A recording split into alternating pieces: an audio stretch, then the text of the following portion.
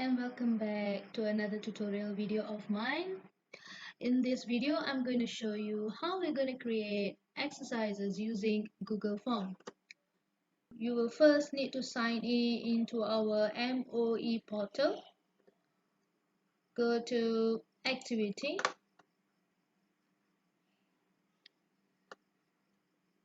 Click Google Classroom.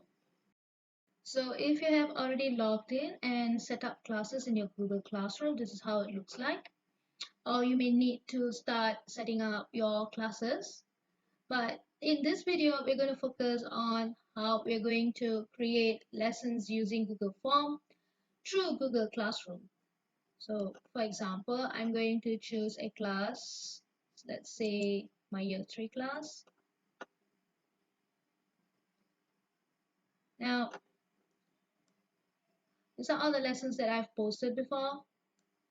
Okay, in order for you to post a new lesson, you'll need to click classwork, create. Okay, so it depends the kind of assignment that you want to assign your students. Let's start off with an easy task. Let's assign them quiz assignment. Okay. Click on the blank quiz template.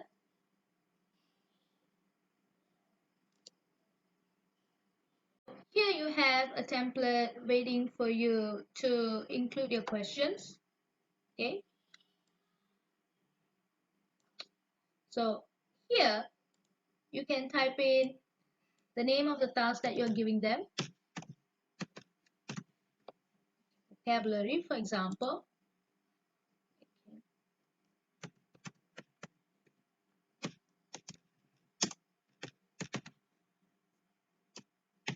Okay. Form description.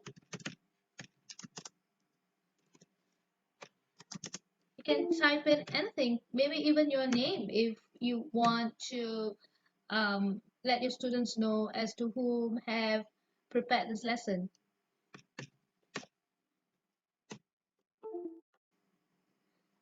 You'll need to type in the question in this question bar. So say I'm going to ask them a meaning of a word. What is the meaning of wonderful? Okay.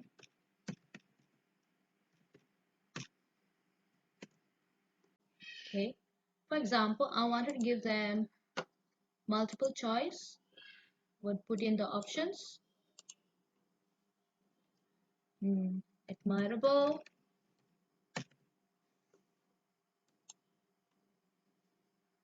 disgusting, and I can add in another option, put in interesting. Okay. Now we have to set the correct answer. Click answer key. Then you can click on to the correct answer and set the point, and you're done. Okay. If I want to set my next question just the way that I set my first question, I just have to click on duplicate. Okay.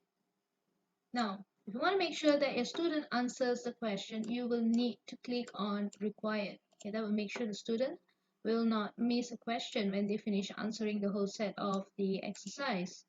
So here, now I've got a similar question. It's just I'm going to change the question. What is the meaning of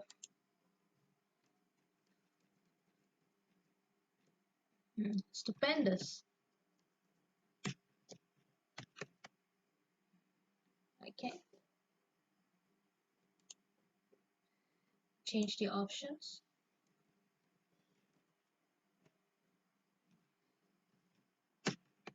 Super.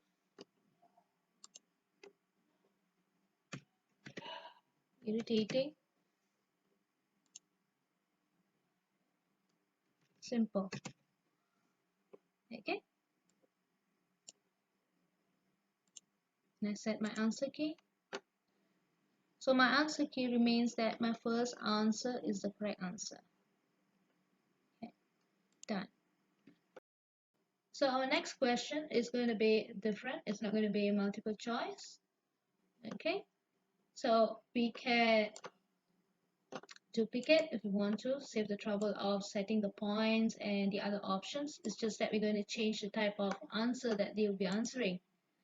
Okay. And you can choose if you want them to answer in short answer. Okay. Now we're going to ask them something that requires them to give a short answer. Are you happy today?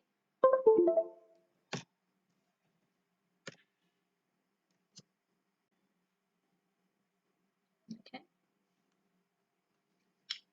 And why?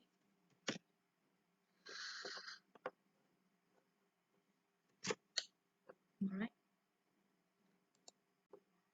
Since this is an open-ended question, you do not need to set the answer key, and you can continue setting it as a required question. Okay. But you can choose to give them a different number of points, perhaps 2 points. Okay. Done. Okay. We can continue setting the questions using different answering methods. At the end of the day, it's crucial that we know how many students have actually responded to our sets of questions. Click responses. Okay. So in this responses tab, you will come across several options. I'm going to show you an example. So this is a sample of questions that I have created using Google Form.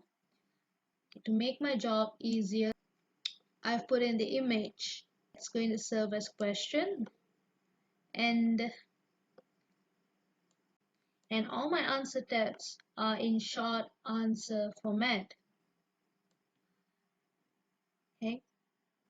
And from here, I'm able to see the number of responses to my Google form.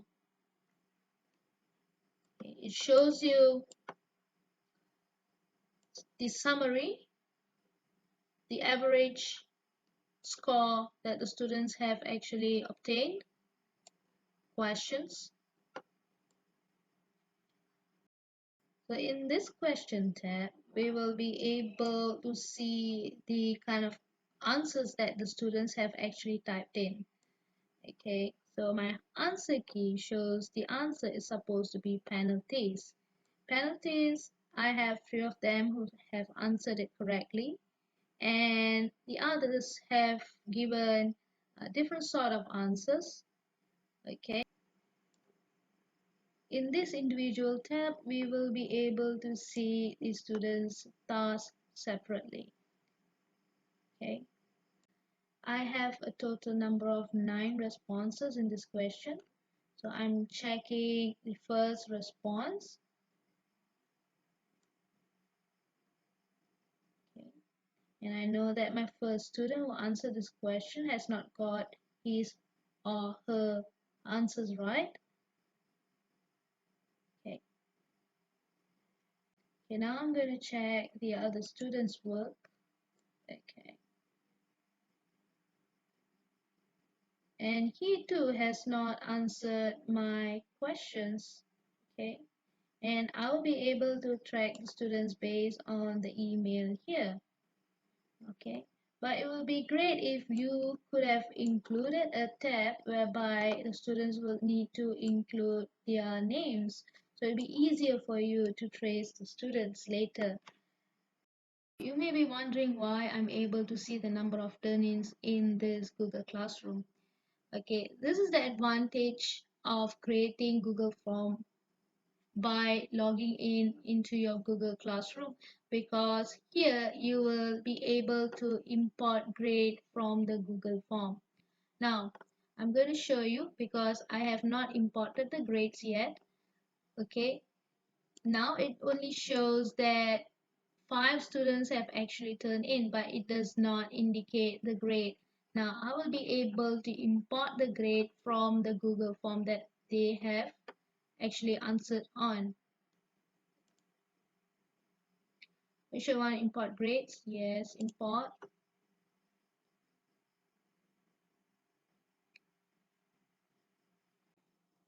So after importing the grades, you can see that we have actually obtained their marks from the Google form. Okay, so you can choose to return the task, okay, as in marking and returning the task to the students to view. This is also another sample that I've created by inserting image as questions. Okay.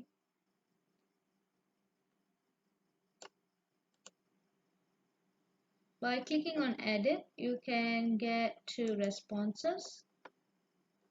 Okay. From here, we get to see that 22 students have actually answered my question.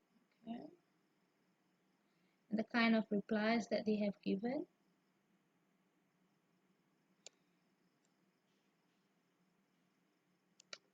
Okay.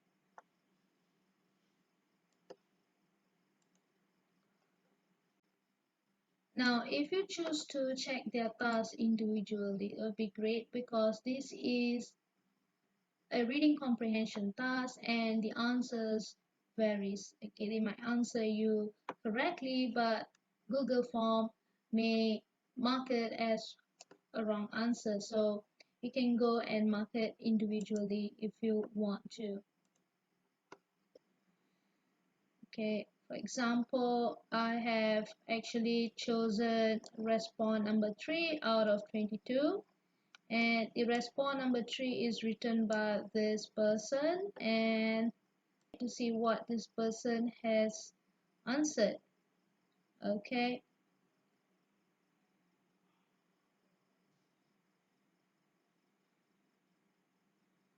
so you can see that Google Form actually makes our job easier because of its auto marking feature, and we do not have to do much. We just need to go in and double check. Not only that, Google Form also doesn't require the students to use heavy data because the students only need to click on the link and they are able to answer, and they are also able to get immediate response. I do hope that this video has helped you to see the use of Google Forms in better light and how Google Forms can be linked into your Google Classroom. And I have more videos coming in on the use of learning applications that you can find in Google Classroom. So do subscribe and I will see you soon.